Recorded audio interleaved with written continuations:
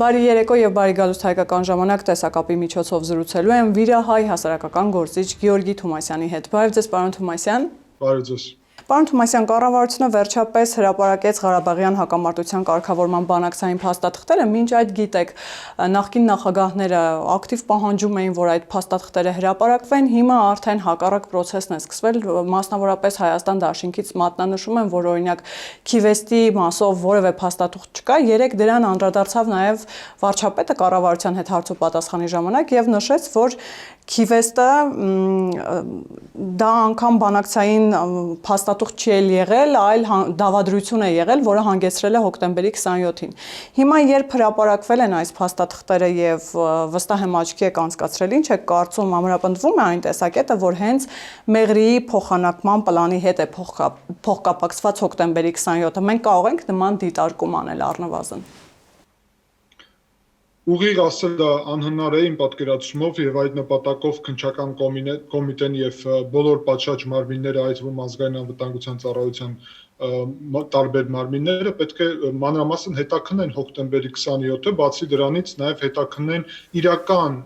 Քիվեստի բաղադրիչները, նկատի ունեն բովանդակությունը, ով ինչ դիրքորոշում է ունեցել, այդ թվում նախագահ Քոչարյանի մոտեցումները եւ իր ուրեմն քայլերը այդ ուղղությամբ, որովհետեւ միանշանակ չէ այդ հարցը, մենք գիտեք, որ երկար ժամանակ է հանրությունում կա կասկածներ, որ դա օգտագործվել է ինչպես թեզ իրականում Հայաստանում ինքնիշխանությունը կործանելու նպատակով, նկատի ունեմ հոկտեմբերի 27-ին ավարտվեց Հայաստանում ինքնիշխան պետությունը։ Ես չեմ համարում, որ ինքնիշխան պետությունը միտված կլիներ ուրեմն այդպիսի մեծ դավաճանության, ինչպիսին է Հայաստանի տարածքները հանձնելը, որը առհասարակ ոչ օրինական է, հակասահմանադրական է եւ քրեական պատժելի գործ է։ Ես կարծում եմ, որ այս գործով նաեւ այս փաստաթղթերի, այդ թվում Քիվեստի բանակցությունների պետք է տեղի ունենա անպայման լուրջ հետաքննում պատշաճ քրեական մարմինների կողմից։ Բացի դրանից, կարծում եմ, որ այս փաստաթղթերը նաեւ բացահայտեցին լուրջ տվյալներ նրա մասին, թե ինչպիսի բովանդակություն են ունեցել բանակցությունները, բայց նաև բացահայտվեց, թե ինչ մոտեցումներ եւ ինչ խնդիրներ է ունեցել հայկական կողմը այս հարցերի շուրջ եւ ինչ հարաբերություններ նաև առհասարակ նույն Ռուսաստանի հետ, նույն Ադրբեջանի ուղղությամբ։ Տեսեք, ուշագրավ է նաև պարոն Թումասյան Սերժ Սարգսյանի նամակը Վլադիմիր Պուտինին, որտեղ ըստ էության Սերժ Սարգսյանը ինքն էլ է արձանագրում ռազմական բալանսը խախտվելու մասին, մոտալուտ պատերազմի մասին եւ ասում է, որ նաև ռազմական բալանսը խախտվել է նաև Ռուսաստանի գործուն, եթե կարելի է այդպես ասել, աջակցությամբ Ադրբեջանին եւ այսպես շարունակ, այսինքն նաև խոսվում է այն մասին, որ հնարավոր պատերազմի դեպքում արդեն պարզ է, թե ինչպիսի լուծում է լինելու նաև դրա հանգուցալուծումը ինչպիսին է լինելու, բայց հայկականները վերջին օրերին էլի շարունակում են պնդել, որ ստեղծված իրավիճակը հաշվի առնելով եւ այնինչ տեղի ունեցավ Արցախում վերջին տարիներին, այնինչ առաջարկում էր Սերժ Սարգսյանը, դա դրախտ էր համեմատած այս իրողությունների եւ այն իրողությունների, ինչ բերեց իրենց բարերով ասած Նիկոլ Փաշինյանը եւ այս իշխանությունը։ Հիմա եթե դրախտ բառից կտրվենք, որը կարծես թե այդքան էլ քաղաքական կատեգորիա չէ, եթե այդ լուծումները շատ ավելի լավն էին, ինչու մինչ այդ չէին գնում այդ լուծումներին, այդ դրախտային լուծումներին, այսպես ասեմ, ինչն էր խանգարում։ Ես եմ ուզում բարձրաձայնեմ այդ հարցը, ինչու չեն գնացել այդ լուծումների, եթե դա ճակերտներում դրախտ էր կամ շատ լավ լուծում, որովհետև իրանք ակնհայտորեն շատ լավ հասկանում են եւ այս օրերին մանիպուլյացիաներ են տեղի ունենում, որովհետև տարբեր փաստաթղթեր եւ տարբեր բովանդակություններ կային։ Հարցը նրանում չէ, ինչ է հայկական կողմը ուզել, որովհետև ցանկությունների մակարդակով չի հնարավորություն ստեղծվել լուծելու այս հարցը։ Առհասարակ մենք նոր չէ, որ ծանոթանում ենք փաստաթղթերին եւ բովանդակությունին, գուցե հանրությունը նոր է տեսնում այսպիսի փաստաթղթեր արդեն փաստացի, բայց այնինչ բովանդակություն են ունեցել մադրիդյան սկզբունքները եւ կազանյան սկզբունքները, սրա մասին վաղուց մասնագետները գիտեն եւ ցավոք մեր հանրությանը խաբել է նախկին իշխանությունը, հանրապետական կուսակցությունը եւ դաշնակցությունը ասելով, որ ոչ միայն հնարավորություն կա Լեռնային Ղարաբաղը, այլ նաև նույնիսկ 7 շրջանը պահելու հնարավորություն կա, միևնույն ժամանակ այդ ուժերը միշտ լինելով իշխանությունում նախկինում միջև հեղափոխություն վարել են բանակցություններ, ոնց են հանձնում 7 կամ 5+2 շրջանը եւ դրանից հետո ինչ կարգավիճակ է ունենալու Լեռնային Ղարաբաղը Ադրբեջանի տարածքային ամբողջականության ներքո ուրիշ տարբերակ քննարկման չի եղել, ուստի ինչքան էլ բարձր աստիճանի ինքնիշխանություն այնտեղ, ինքնավարություն Լեռնային Ղարաբաղը չունենար, դա լինելու էր Ադրբեջանի կազմում եւ հարցը հենց դրանում էր, որ սրան պատրաստ չէր Լեռնային Ղարաբաղի այդ թվում բնակչությունը, որովհետև տեսեք, պատերազմում հաղթելու հետևանքում հանձնել այդ 7 տարածքը, այսինքն բուֆերային տարածքը եւ Հայաստանին կապող տարածքը, որը ռազմական առումով նվազեցնում է ինքնապաշտպանողական հնարավորությունները եւ միևնույն ժամանակ ուրեմն զիջել այն իրավիճակը, որը արդեն կար Հայաստանի հետ կապի նկատի ունեմ եւ հայկական վերահսկողության եւ դրա փոխարեն ընդունել ադրբեջանական վերահսկողությունը գուցե ամենաբարձր ինքնավարությունով այն էլ Ադրբեջանի կազմում դա ինչքան հնարավոր կլիներ եւ ինչքան ժամանակ դա մեծ հարց էր ուստի տրամաբանական էր ինչ որ առումով որ այն ժամանակ երբ բալանսը ռազմական խախտած չէր հայկական կողմը իհարկե ոչ էլ լրջորեն պատկերացնում էր այսպիսի զարգացում։ Խնդիրը նրանում է, ինչը Սերժ Սարգսյանը Պուտինին նամակում բացահայտ ասում է, որ ռազմական բալանսը խախտվել է, հնարավորությունները Հայաստանի խիստ սահմանափակվել են եւ սրան աջակցել է մի կողմից Ռուսաստանի դրածո գործակալները Հայաստանում, որոնք քանդեցին հայկական պետությունը, հայկական բանակը եւ հայկական տնտեսությունը, այնպես արեցին, որ հայերը գնան Հայաստանից այդ թվում եւ բերեցին այն ծանր իրավիճակին, որի պատճառով արդեն ժողովուրդը ստիպված եղավ հեղափոխություն կազմակերպել 2018 թվականին եւ հիշեցնեմ, որ դա արտաքին քաղաքական բաղադրիչով չէր, այլ ներքին քաղաքականով էր իրականում այդ պահին, մյուս կողմից դա իհարկե այն էր, որ Ռուսաստանը բացահայտ աջակցում էր Ադրբեջանին տարբեր պատճառներով, տարբեր աշխարհաքաղաքական հաշվարկներ անելով, Հայաստանի շահերը զիջելով եւ փաստացի Սերժ Սարգսյանը սա նաեւ բացահայտ ճանաչում է։ Ուստի ես այստեղ էլ այս դրվագում էլ անպայման կոչ եմ անում պատշաճ մարմիններին, քննչական կոմիտեին, ազգային անվտանգության ծառայության նաեւ մարմիններին, որ հետաքննում կազմակերպեն շատ ավելի մեծ գործի ռազմավարական ինչ քայլեր է ինչպես նախագահ գործող նախագահ Սերժ Սարգսյանը այդ ժամանակին արել եւ չի արել, որոնք բերել են Հայաստանի պետության ուրեմն այնպիսի թուլությանը եւ այնպիսի դիրքերի թուլությանը, որոնք վերջնական առումով այո բերել են այդ պատերազմին, որում նույն Սերժ Սարգսյանը ճանաչում է, որ անխուսափելի էր մեր պարտությունը, որովհետև բալանսը աննկարագրելի փոխվել էր եւ հիշեցնեմ նաեւ հանրությանը, որ 2018 թվականի հեղափոխությունից հետո 2 տարվա ընթացքում աննախադեպ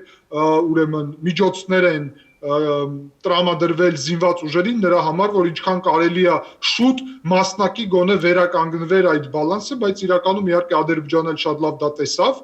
եւ շտապեց ռազմական գործողությունների առումով եւ հայկական կողմը 2 տարվա ընթացքում չկարողացավ վերականգնել այն, ինչ տապալվել է 20 եւ 20-ից ավել տարվա ընթացքում նախկին այդ հանցավոր ռեժիմի կողմից։ Պարոն Թումանյան, ես ճիշտ եմ հասկանում ձեր խոսքից, որ այդ հրապարակված փաստաթղթերում առնվազն կան դրվագներ, որոնք պիտի հայտնվեն իրավապահ համակարգի ուշադրության կենտրոնում եւ նաեւ ինչ հետեւություններ պիտի անել եզրակացության գալ այս փաստաթղթերը աչքի անցկացնելով,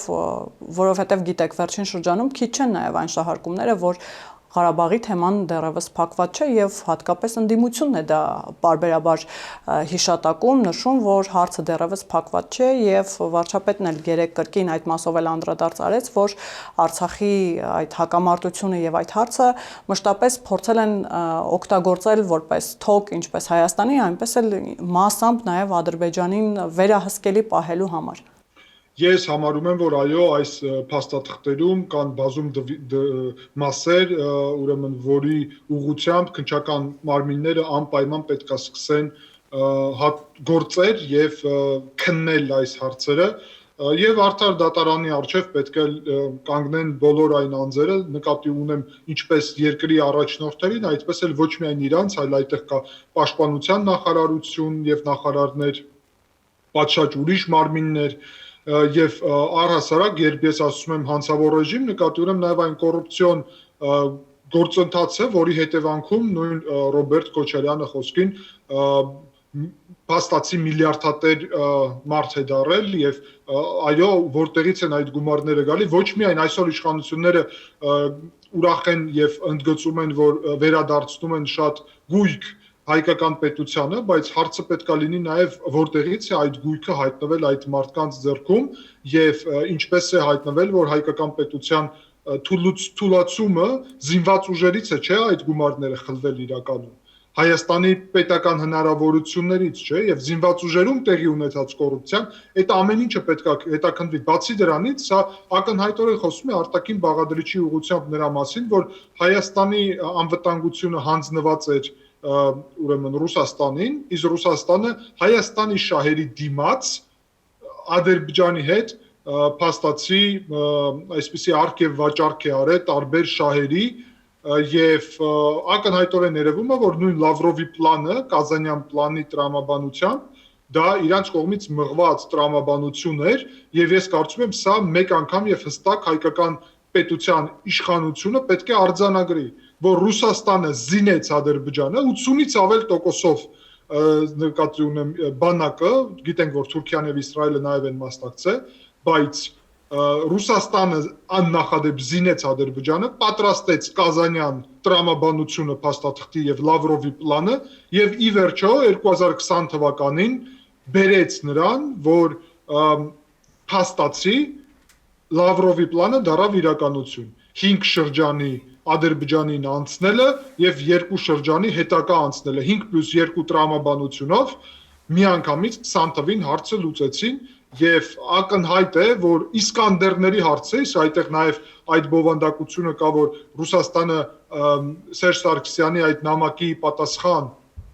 Իսկանդերների տրամադրելու միջոցով է պատկերացրել, որ ռազմական բալանսը վերականգնում է տարածաշրջանում եւ սրա փոխարեն փաստորեն նաև իր էմիսարներին դրանից հետո ել ավելի ուղարկեց Հայաստան, նկատի ունեմ Կարեն Կարապետյանին, նաև որը ռուսական AFK սիստեմայի մաս էր եւ ակնհայտորեն ռուսական, այսպես ասած,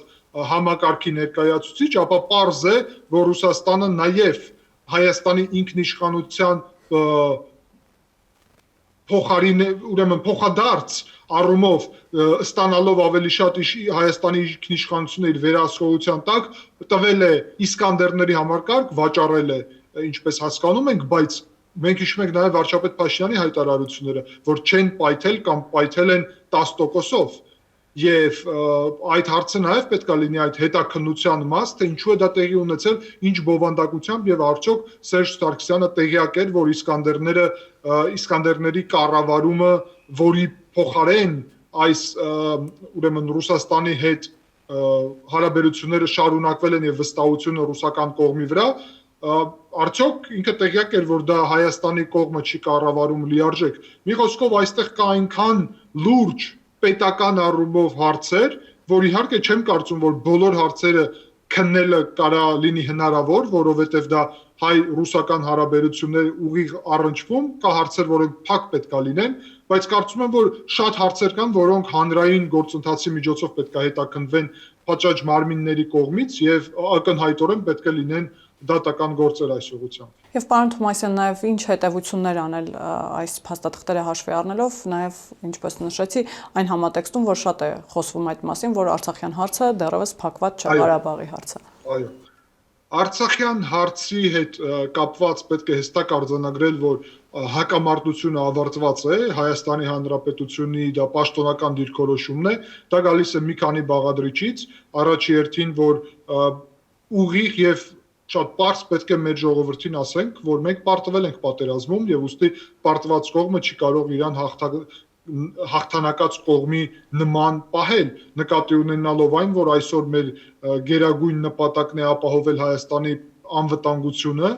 իսկ դա անհնար է, եթե Հայաստանը շարունակում է պնդել, որ Լեռնային Ղարաբաղի հակամարտությունը չի ավարտվել։ Դրանով ստեղծելով վտանգ Հայաստանի ինքնիշխանությանը, տարածքային ամբողջականությանը,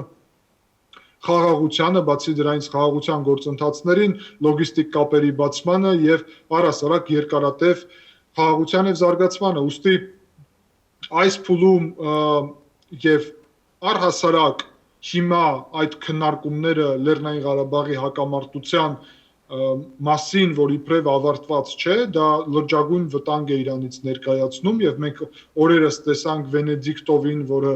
Ռուսաստանից ուղարկված էր նրա համար, որ այդ բառապաշարը հենց օգտագործել ասել, որ Ղարաբաղի հարցը ավարտված չէ, ապա մենք պետք է հասկանանք Ղարաբաղի հարցը, այո, Հայաստանի ինքնիշխանությունը զավթելու միջոց է եղել եւ այստեղ կա լուրջ հարց լինել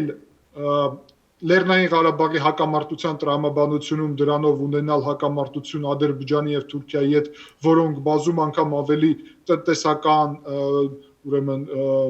ժողովրդագրական եւ ուրիշ առումներով մեզանից առավելություններ ունեն եւ լինել միշտ պատերազմի տրամաբանությունում, միևնույն ժամանակ Լեռնային Ղարաբաղի հարցում միջազգային հանրությունը լինի մեր դեմ, որովհետեւ ճանաչում է Ադրբեջանի տարածքային ամբողջականությունը եւ չունենալով իրական հնարավորություն, որ մենք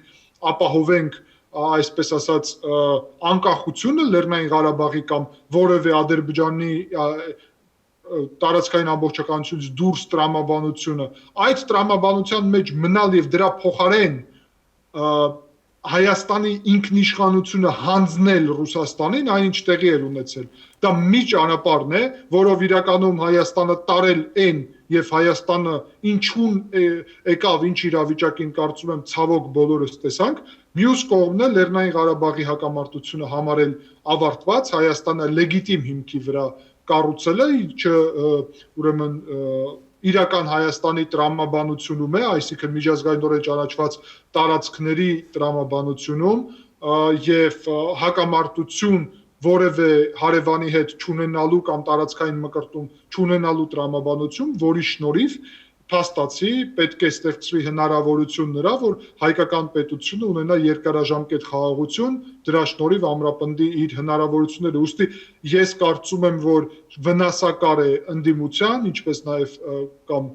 ռուսական գործակալների, այդպես է կարելի ասել, եւ նաև ռուսական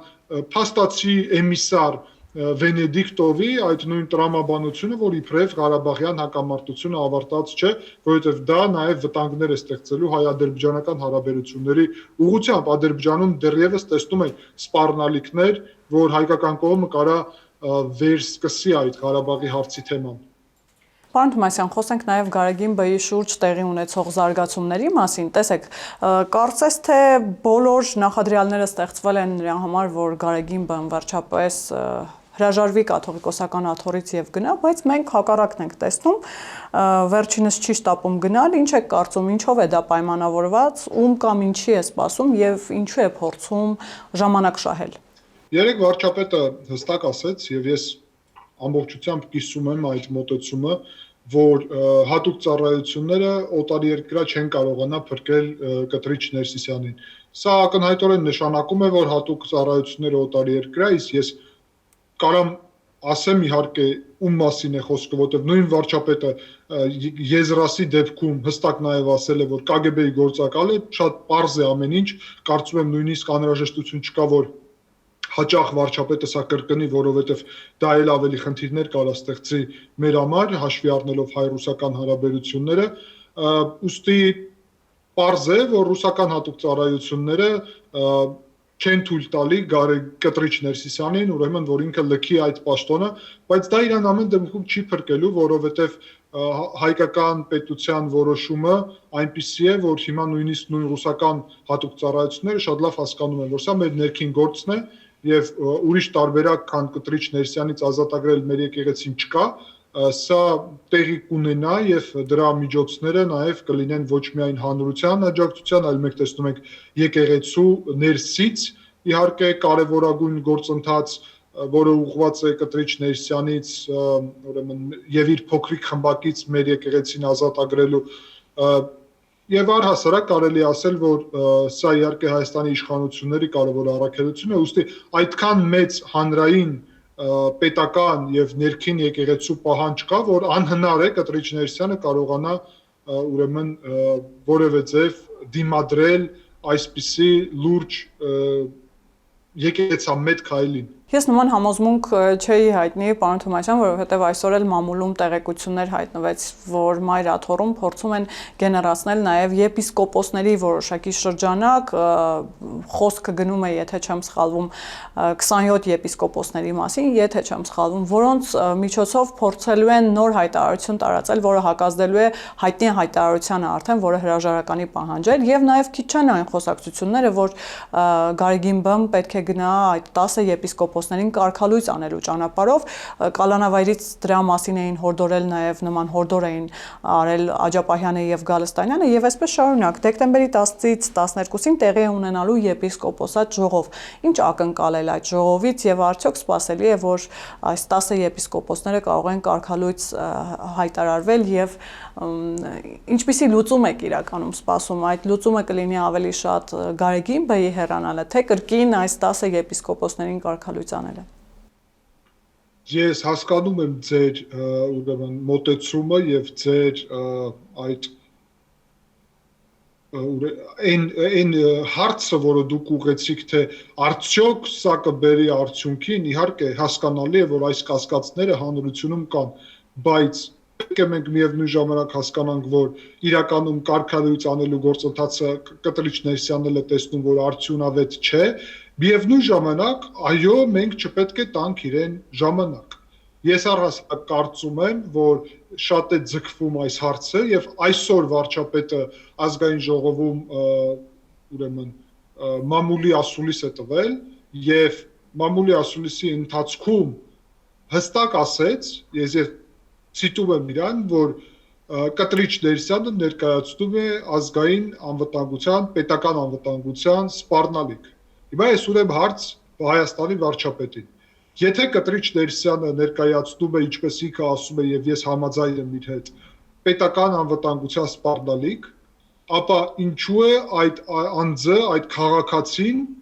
դեռ գտնվում այդ պաշտոնին, երբ Հայաստանի Հանրապետության վարչապետի ներքո գործող ազգային անվտանգության ծառայությունը ունի պարտականություն սահմանադրությունով ապահովել ազգային անվտանգությունը, իսկ կտրիչ Ներսիսյանը այդպիսի բարձր պաշտոն զբաղեցնելով ստեղծում է Հայաստանի Հանրապետության համար պետական անվտանգության սպառնալիքներ։ Ուստի ես կարծում եմ, մենք շատ ենք երկարաձգում այս գործընթացը, այլընտրանքներ կան, ինչպես ազգային անվտանգության ծառայության կողմից քաղաքացի կտրիչ Ներսյանին ձերբակալելը եւ սրանով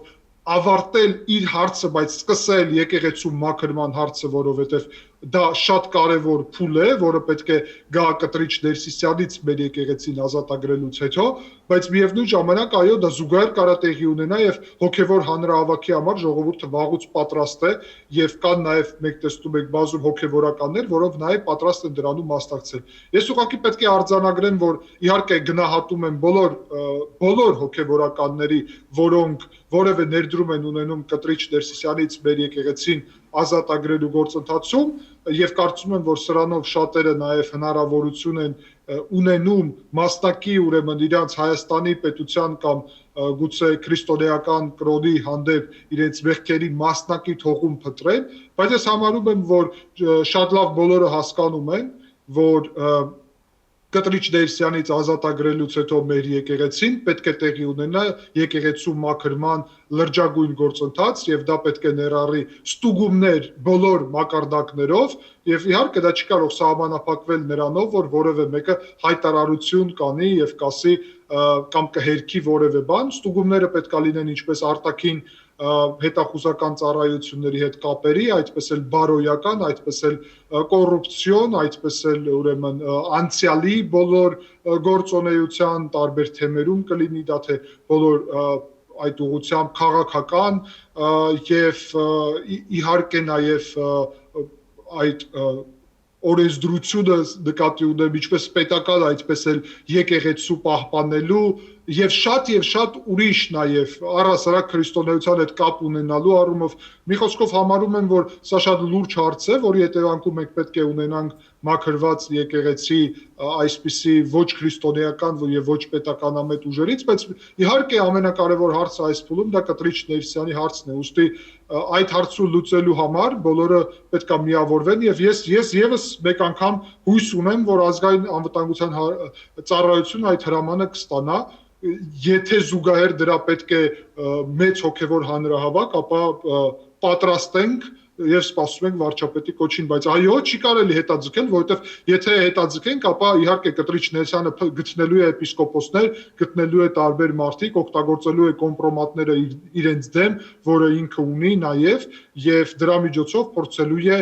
ազդել այս իրականության վրա, որովհետեւ իր հրամանը հասկանալի է, իրան եկած հրամանը, իրան Մոսկվայից ասում են որևէ դեպքում չտաս հրաժարական։ Ուստի կոչ անելով հրաժարական տուր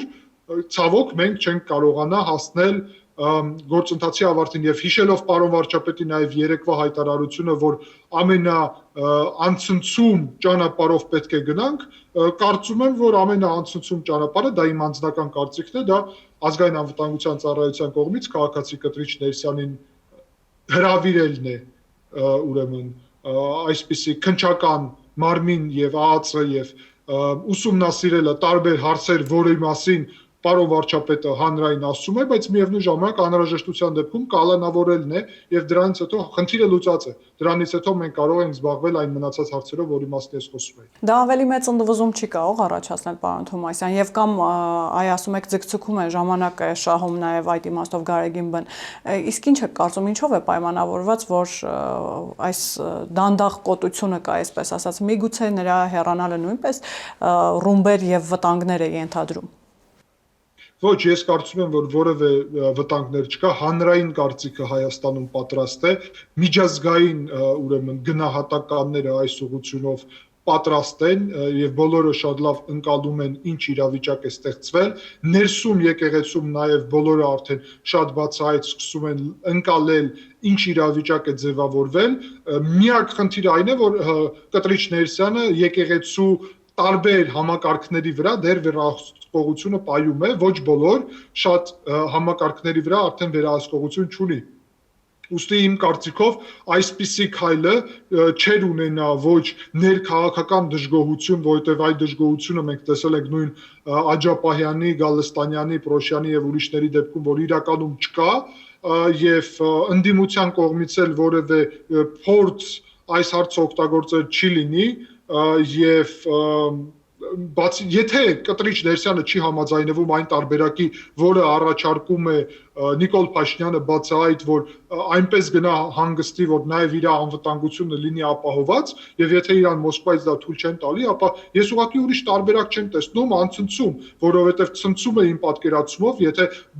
ուրեմն բազմամարդ հոգեվոր այդտեղ խորհուրդ տեղի ունենա, նկատի ունեմ հոգեվոր հանրահավաք տեղի ունենա եւ ժողովուրդը ինքը ազատագրի տաճարը, դա ավելի ցնցումների վտանգ կա, որովհետեւ անկառավարելի է ժողովուրդը եւ դժգոհությունը Կտրիչ Ներսյանի հանդեպ, քան եթե սա անեն պատշաճ մարմինները, նկատի ունեմ ազգային անվտանգության ծառայությունը եւ եւս մեկ անգամ պատրաստ է ամեն ինչ ներքաղաքական առումով, արտաքին քաղաքական առումով եւ ուստի հուսով եմ, որ գոնե Սուրբ Ծնունդը մենք բոլորս կդիմավորենք արդեն առանց Կտրիչ Ներսիսյանի։ Շնորհակալ եմ, պարոն Թոմասյան։ Ես էլ եմ շնորհակալ։ Հիշեցնեմ, որ տեսակապի միջոցով զրուցում էի Վիրահայ հասարակական գործիչ Գեորգի Թոմասյանի հետ, կհանդիպենք։